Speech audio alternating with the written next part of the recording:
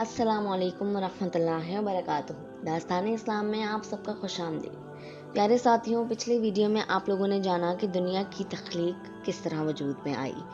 अब इस वीडियो में हम आगे बढ़ते हैं और जानते हैं आदम अलैहिस्सलाम की दिलचस्प दास्तान। सामाईन कराम, जब आदम अलैहिस्सलाम को बनाया गया तो वो 60 फीट लंबे थे। उनकी हाइट 60 फीट थी। जब उनका स्टैचू बनाकर अल्लाह ताला ने छोड़ दिया तो इब्लीस उनके पास आकर चक्कर लगाता था, उनको ठोकर मारता था और सोचता था कि इन्हें ज़रूर किसी ख़ास मकसद के लिए बनाया जा रहा है। कहता है कि अगर मुझे इस पर मुसल्लत कर दिया गया तो यकीनन मैं इसे मुसीबत में डाल दूंगा, और अगर इसको मुझ पर मुसल्लत कर दिया गया तो मैं इसकी नाफरमानी करूंगा।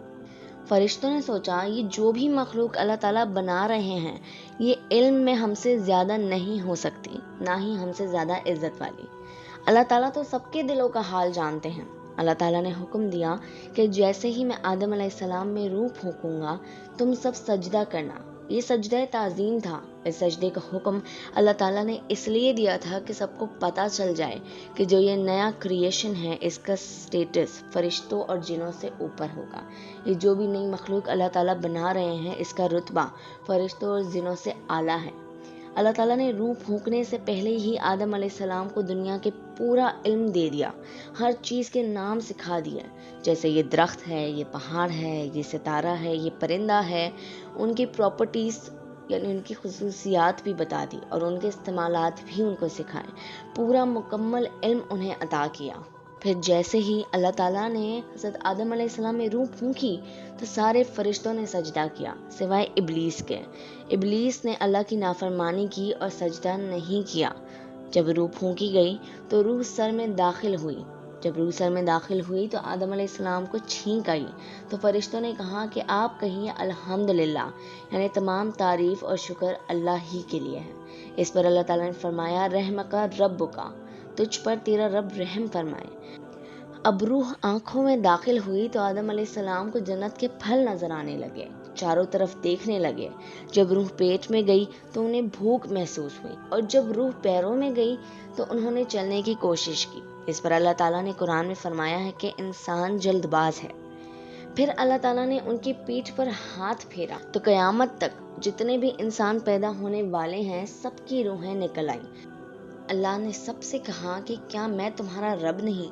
सबने कहा कि आप हमारे रब हैं। सबने सिर्फ एक अल्लाह की इबादत का वादा किया। इसे वादा अलास्त कहा जाता है। अभी आलम अरवाह में सबकी रूहें मौजूद हैं जो क़यामत तक पैदा होंगे। सामाईन कराम, जब आदम अलैहिस्सलाम को पैदा किया तो अल्लाह ताला ने उनसे कहा कि जाकर फरिश्तों को सलाम करो। उन्होंने फरिश्तों से अस्सलाम वालेकुम यानी सलामती हो आप सब पर कहा। इसके बदले में फरिश्तों ने कहा वालेकुम अस्सलाम व रहमतुल्लाहि, यानी आप पर भी सलामती हो और अल्लाह की रहमत हो। इस पर अल्लाह ताला ने आदम अलैहिस्सलाम से कहा, ये तुम्हारी औलाद को एक दूसरे के लिए तोहफा और हदिया है। अब अल्लाह ताला ने फरिश्तों को सामने दुनिया की कुछ चीज़ें पेश की। उनके नाम पूछे तो फरिश्ते नहीं जानते थे। उन्होंने कहा, ए मेरे रब, हमें इल्म नहीं, हमें तो सिर्फ उतना ही पता है जितना इल्म आपने हमें दिया। फिर उन्हीं चीज़ों के नाम आदम अलैहिस्सलाम से पूछे तो उन्होंने सबके नाम बता दिए। इस पर अल्लाह ताला ने फरमाया, क्या मैंने नहीं कहा था कि मुझे ज़मीन और आसमान की हर चीज़ का इल्म है? जो तुम जाहिर करते हो और जो तुम छुपाते हो उसे भी मैं जानता हूँ। अल्लाह ताला को पता था कि फरिश्ते आदम अलैहिस्सलाम के बारे में क्या सोच रहे थे। आदम अलैहिस्सलाम को जन्नत का लिबास पहनाया गया और जन्नत में रहने को कहा गया। वो जन्नत में रहने लगे। दूसरी जानिब इब्लीस, जब अल्लाह ने सबको आदम अलैहिस्सलाम के सजदे करने का हुक्म दिया तो इब्लीस ने सजदा नहीं किया था। सामाईन कराम, इब्लीस एक नेक और बुजुर्ग जिन था। उसने कभी अल्लाह की नाफरमानी नहीं की थी। बहुत इबादत गुजार था, इसलिए बुलंद मर्तबे पर था कि फरिश्तों में शामिल हुआ। इसी बात का उसे बहुत गुरूर हो गया था।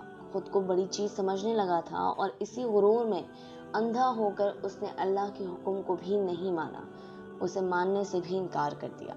अल्लाह ताला ने उनसे पूछा, ए इब्लीस, तुझे किस चीज़ ने सजदा करने से रोका?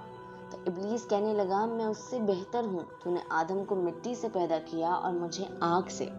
अल्लाह ताला ने कहा, उतर जा यहाँ से, तुझे हक नहीं कि जन्नत में रहकर तकब्बुर करे। तो इब्लीस ने जवाबन कहा कि ए अल्लाह, मुझे क़यामत तक की मोहलत दे दीजिए, کہ میں زندہ رہوں۔ اللہ تعالیٰ نے اسے مہلت دے دی۔ جب مہلت مل گئی تو اپنی غلطی ماننے کے بجائے اللہ تعالیٰ سے کہنے لگا کہ تو نے مجھے گمراہ کیا، یعنی اگر اللہ مجھ سے سجدے کا حکم نہیں دیتے تو کچھ نہیں ہوتا۔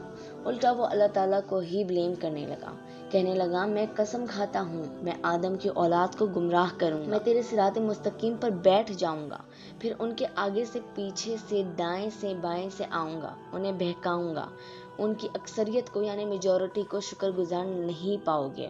میں انسانوں کے گناہوں کو ان کے لیے خوبصورت بنا دوں گا، سوائے تیرے مخلص بندوں کے، وہ میرے بہکاوے میں نہیں آئیں گے۔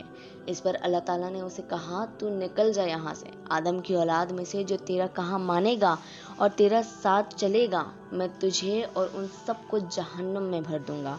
جو گمراہ ہوں گے تیری پیروی کریں گے یعنی تیرے قدموں پر چلیں گے، ان کے وعدے کی جگہ جہنم ہوگی، لیکن میرے مخلص بندوں پر تیرا زور نہیں چلے گا۔